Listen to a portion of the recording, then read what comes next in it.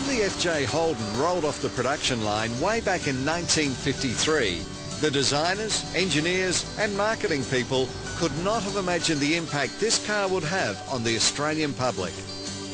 The FX, or as it was better known as the 48215, gave Holden its beginnings as a mass producer of motor vehicles in Australia. However, the FJ, even by today's standards, sold like hotcakes. Now, they retailed at around about $2,000 or £1,000, and that was a fair whack in those days. And they produced a little under 170,000 units.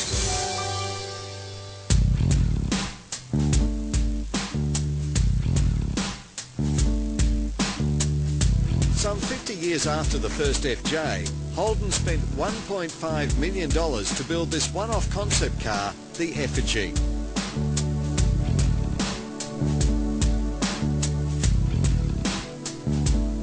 A sleeping giant that since its unveiling at the 2005 Sydney Motor Show has literally taken the world by storm and put Holden up there with the best of the best in global concept car manufacturers, recently winning Hot Rod of the Year in America.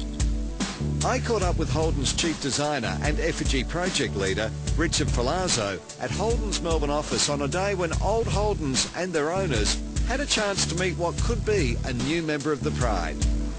Hey Richard, the history of a car like this, it just doesn't happen. How did it all begin?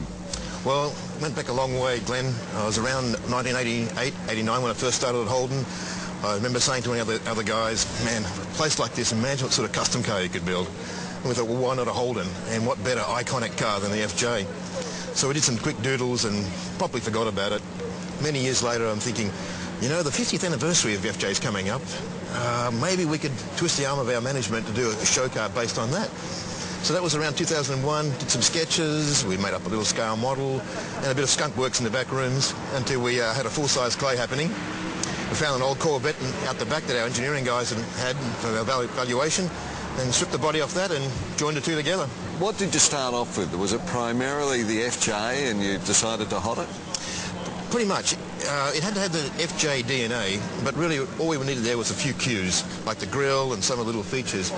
Then we wanted to make a classic, quintessential sports car of the 40s. You know, what would a really elegant coupe of the 40s have looked like if they had the technology then and if they had a little bit more freedom?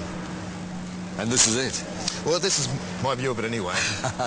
Hey, technology-wise, lift the skin off, and you've really got a pretty super car, haven't you?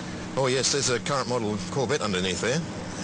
We've gone to the extra trouble of supercharging the engine, so it's a supercharged 6-litre V8 LS2, good for well over 600 horsepower. Runs a Corvette underbody. We lengthened it slightly to get the wheelbase we needed for proportion, but otherwise it's pretty much modern-day sports car. Also the airbag suspension that we've added as well to get the height adjustability. Richard, technology within the cabin? Yes, we have touch screens to operate all the functionality in the car. That centre screen that drops down, runs the suspension, the audio, the video, the sat-nav, the whole lot. We have push-button automatic transmission. We have keyless entry, timber floors, all sorts of little gadgets in there. I got to tell you, I've been in a heap of cars, but I reckon I could sit here all day and just push the accelerator. Amazing car. And just make out we're driving it.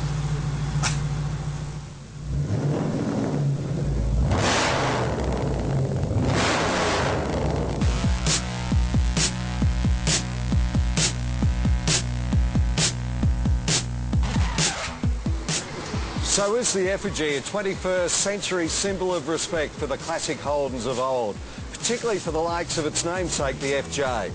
Well, let's find out and ask a couple of FJ owners. The Efijy, I think, is a fantastic vehicle. Oh, absolutely magnificent. Beautiful, well-presented car. Yeah, very nice, yeah, but nothing like the original cars. I thought it was brilliant. I thought the concept was absolutely fabulous. And the people in America want to see it too.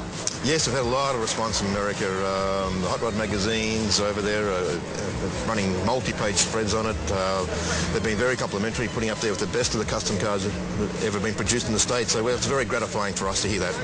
Now, Richard, the majority of us have never seen it on the road, and we're all sceptics, thinking it's a show car, it sits there and that's all. Can it be driven? You betcha. We've had it done at the proving ground many times, doing hot laps on the bowl. It's a full runner. There's no reason why this doesn't run. It's a fiberglass body, but it's rigidly attached to the underbody. It's a goer. I reckon the Efijy is one of the most influential cars we've seen produced in this country for many, many years. And the big question is, will we see it mass produced? God, I hope so.